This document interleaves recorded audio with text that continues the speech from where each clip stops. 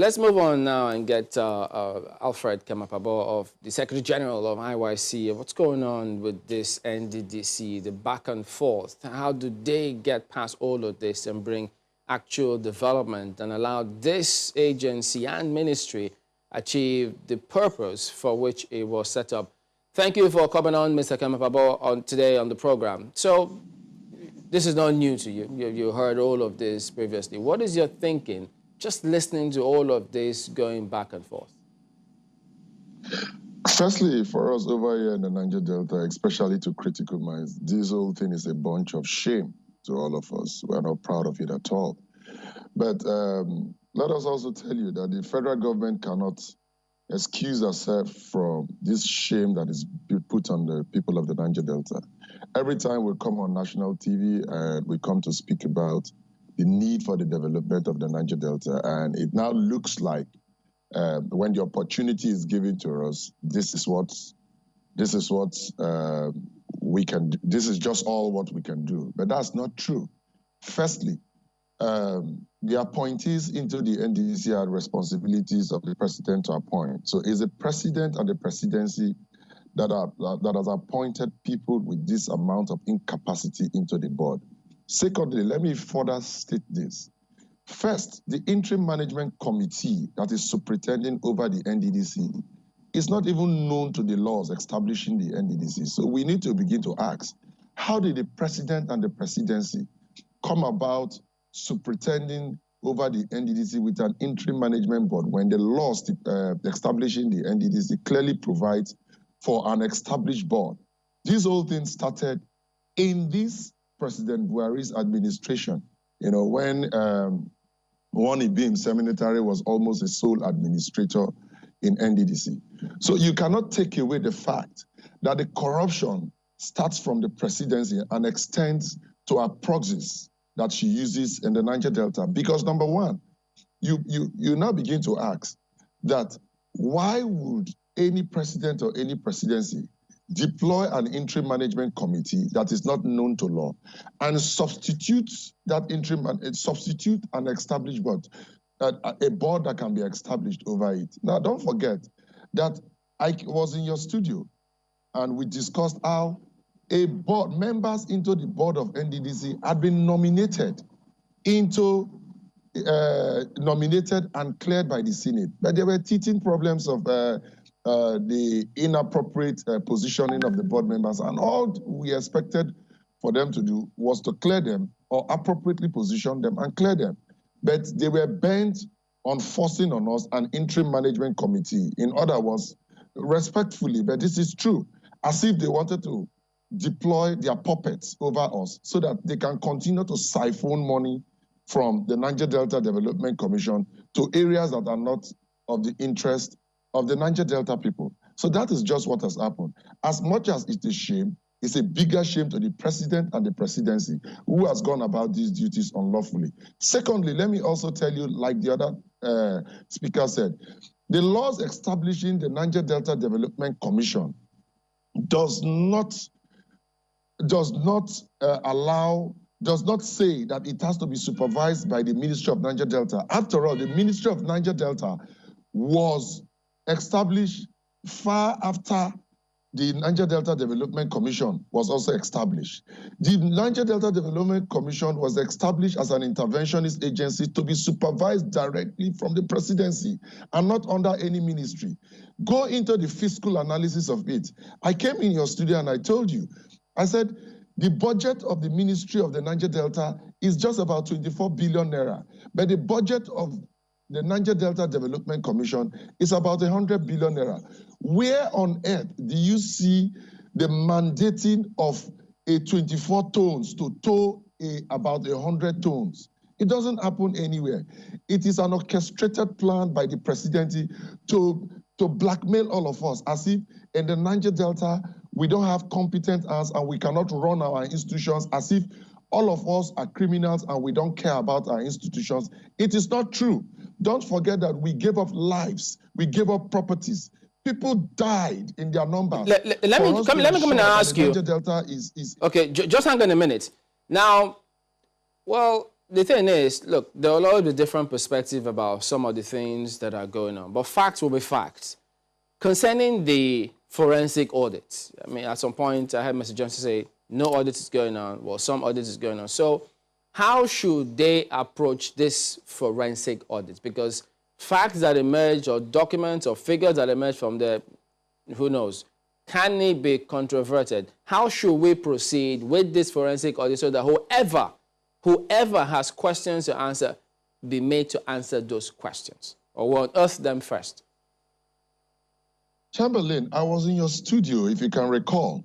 I told you that there is no forensic audit that will take place in that Niger Delta Development Commission that is local, that will see the light of the day.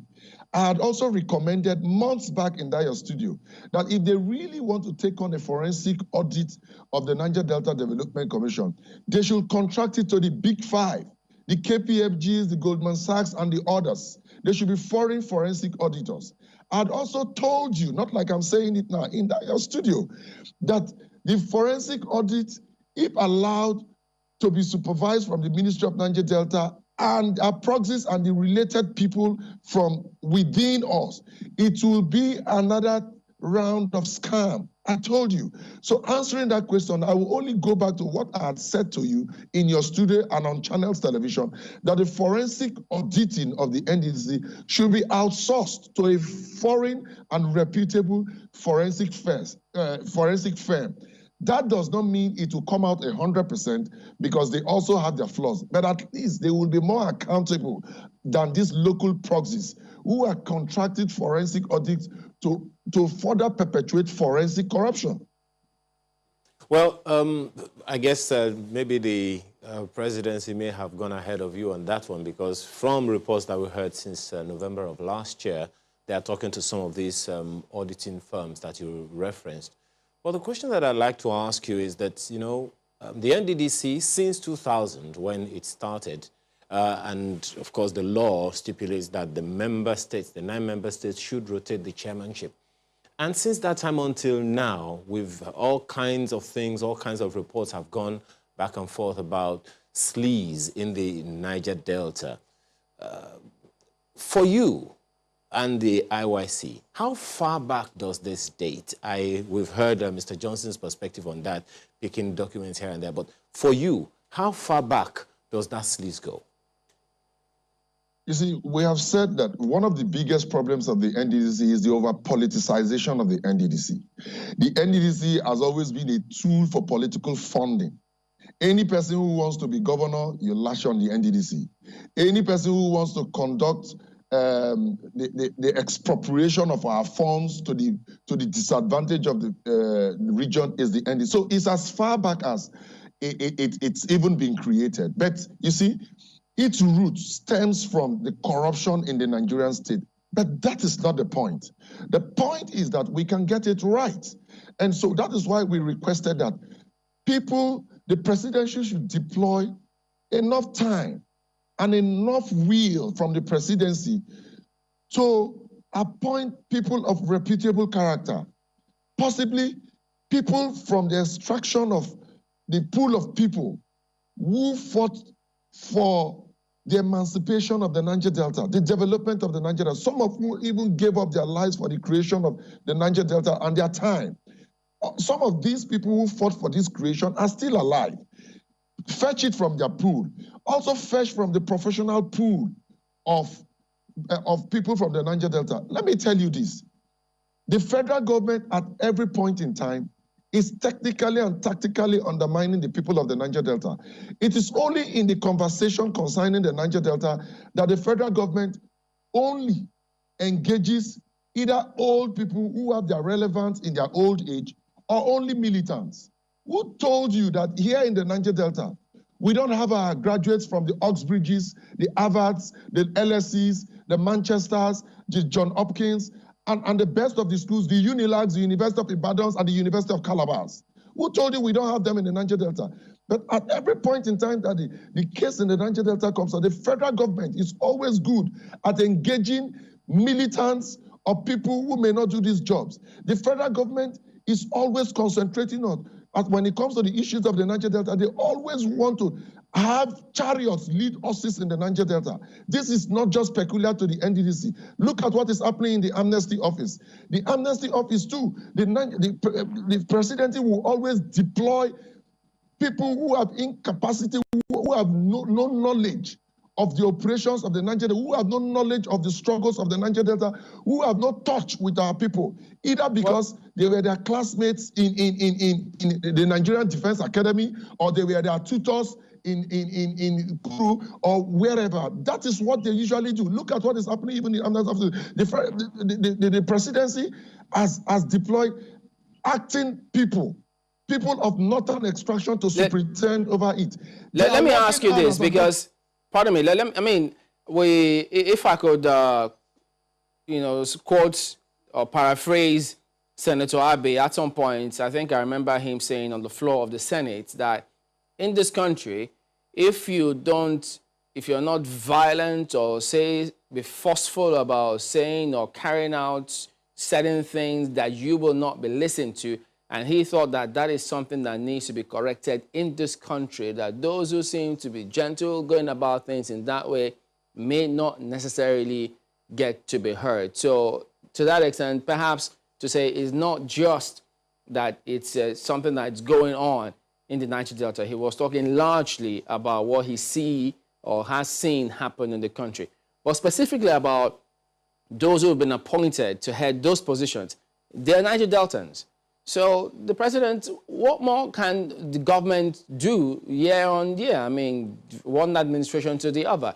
Isn't it time, you think, that the people of the region, if they find out some appointments have been made and those people are not suitable to be in those positions, they need to change their strategy and let the authorities know that certain persons don't or are not qualified, or they're not happy with their appointment on those people, even though, look, they'll always consider political considerations, as it were. I completely agree with you. Like in this particular case we're talking about, we objected the superintending of the Niger Delta Development Commission by an interim management committee that is not known to law. So what we are even saying is that they are not doing due diligence with respect to the appointment of the people in terms of content of character and qualification when they are deploying them to superintend over the Niger Delta. But I dare to say, because of the impunity as expressed over the years by the federal government to make all of us look like we are criminals, they have graduated from due diligently appointing people to even abusing the institution. That's what I'm saying. The interim management committee superintending over the Niger Delta Development Commission is not known to law, and it is an aberration that you situate it under the Ministry of Niger Delta to supervise. Just one moment, if I can quickly just line up something. Chamberlain asked the question, the people that have been appointed over the years are Niger Deltans. Shouldn't they see it as something that they need to do for themselves, for their region, irrespective of whether or not the president appointed them, whichever president over the years? That is what I'm saying. That the people that have been appointed by the presidency, due diligence was not made. They were appointed most times not to develop the Niger Delta, but as proxies of the presidency. So the president should go back and pick out people based on capacity. Let me ask you a question. Are we having this kind of conversation with respect to the appointment into the Northeast Development Commission? Does it mean that everybody that comes from the Northeast are sent? So when it comes to those kind of interventionist agencies, they take their time. Let me also ask you, the country we say the president is the Minister of Petroleum. They only appoint Minister of State for Petroleum. So when it comes to the Niger Delta, that is situated by law to be superintended over the president. Why is he outsourcing it?